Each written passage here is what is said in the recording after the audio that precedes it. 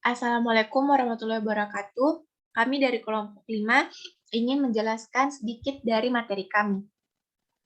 Yang pertama yaitu A. Keberadaan baku mutu lingkungan hidup. Gangguan terhadap ekologi diukur menurut besar kecilnya penyimpangan dari batas-batas yang ditetapkan sesuai dengan kemampuan atau daya tenggang ekosistem lingkungan, dikenal dengan sebutan istilah daya lingkungan atau carrying capacity. Adapun batas-batas daya dukung kemampuan lingkungan disebut dengan istilah nilai ambang atau batas NAB.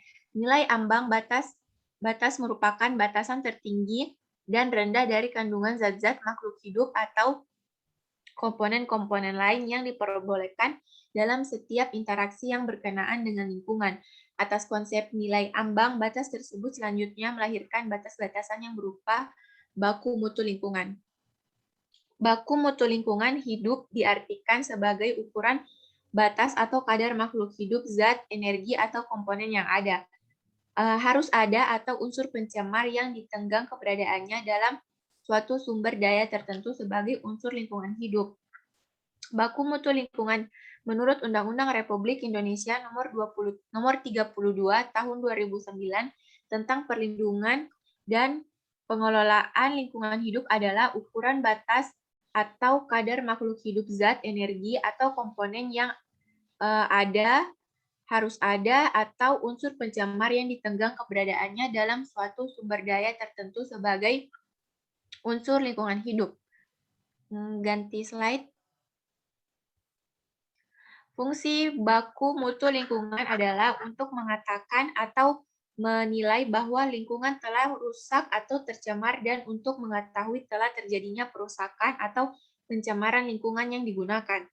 Nilai ambang batas merupakan batas-batas daya dukung yang tenggang dan daya toleransi atau kemampuan lingkungan. Nilai ambang batas tertinggi dan terendah dari kandungan zat-zat makhluk hidup atau komponen lain dalam setiap interaksi yang berkenaan dengan lingkungan, khususnya yang memengaruhi mutu lingkungan.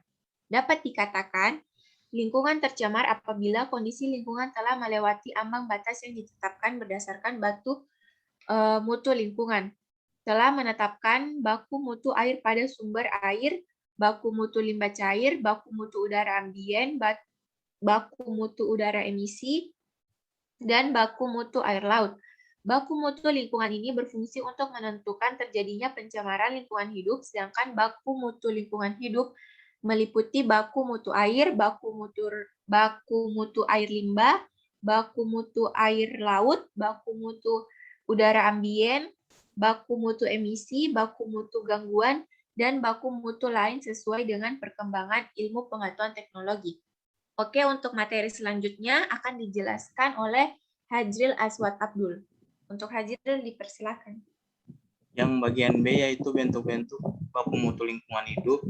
Bagian nomor 1 yaitu baku mutu limbah.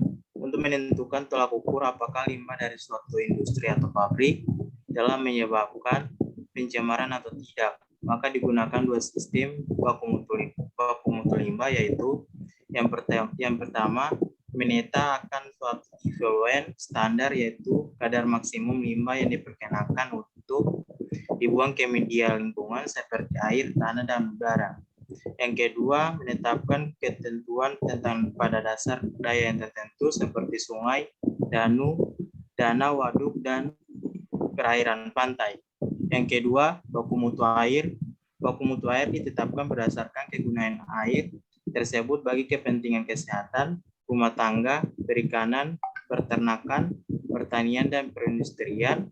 Air pada sumber air terdapat dibagi menjadi 4 kelas. Yang pertama, kelas 1 yaitu air diperuntukkan digunakan untuk baku mutu air. Kelas 2, air diperuntukkan digunakan untuk prasarana dan sarana rekreasi. Yang kelas 3 yaitu air diperuntukannya digunakan untuk pembudidayaan ikan air tawar. Dan yang terakhir, kelas 4, air diperuntukannya digunakan untuk mengairi pertanaman dan atau pemukiman atau peruntukan lainnya yang mempersyaratkan mutu air tersebut. Yang ketiga yaitu baku mutu udara.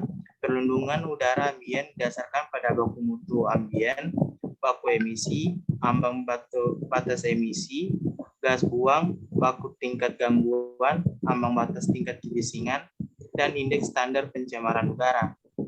Baku mutu udara ambien nasional ditetapkan oleh Menteri Lingkungan Hidup sebagai batas maksimum. Baku mutu udara ambien nasional ditetapkan dan untuk mencegah pencemaran terjadinya udara dan baku mutu udara ambien nasional. Sementara ambien baku mutu daerah ditetapkan berdasarkan pertimbangan status baku mutu udara ambien di daerah yang bersangkutan.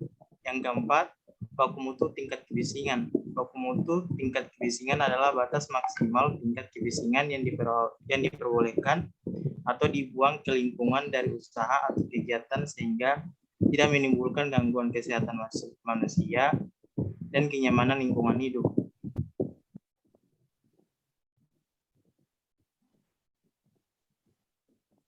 Selanjutnya, penyusunan baku mutu lingkungan hidup. Dalam menetapkan baku mutu lingkungan digunakan berbagai teknik pendekatan yang merupakan suatu proses yang terdiri dari beberapa langkah sehubungan dengan hal ini. Gunawan Suratmo menguraikannya sebagai berikut. Yang pertama, identifikasi dari penggunaan sumber daya atau media ambien yang harus dilindungi. Kemudian yang kedua, merumuskan formulasi dari kriteria dengan menggunakan kumpulan dan pengolahan dari berbagai informasi ilmiah. Ketiga, merumuskan baku mutu ambien dari hasil penyusunan kriteria. Yang berikut merumuskan baku mutu limbah yang boleh dilepas ke dalam lingkungan yang akan menghasilkan kualitas baku mutu ambien yang telah ditetapkan. Terakhir, membantu program pemantauan dan pengumpulan berbagai informasi untuk menyempurnakan atau memperbaiki data yang telah digunakan sebagai umpan balik untuk menilai apakah objektivitas yang telah ditetapkan dapat dicapai.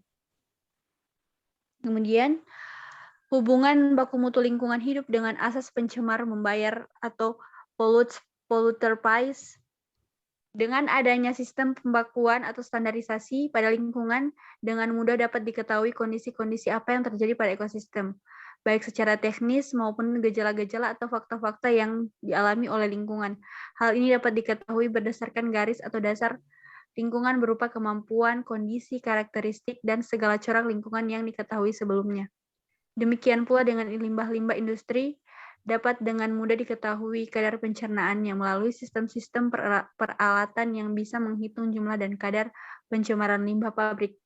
Dengan demikian, sebuah pabrik telah dapat dinyatakan mencemarkan lingkungan jika ternyata kadar limbah pabrik tersebut sudah menyimpang dari ambang batas yang diperkenankan meskipun pada saat itu atau beberapa lama setelahnya belum tentu mengakibatkan pencemaran, kerusakan, atau penurunan mutu lingkungan sekitarnya.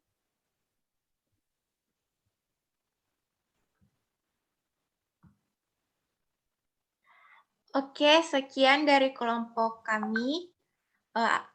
Mohon maaf apabila ada kesalahan dalam menjelaskan materi. Wassalamualaikum warahmatullahi wabarakatuh.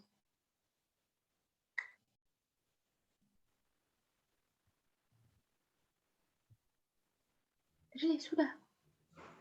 Kita itu suka semua hasil aja.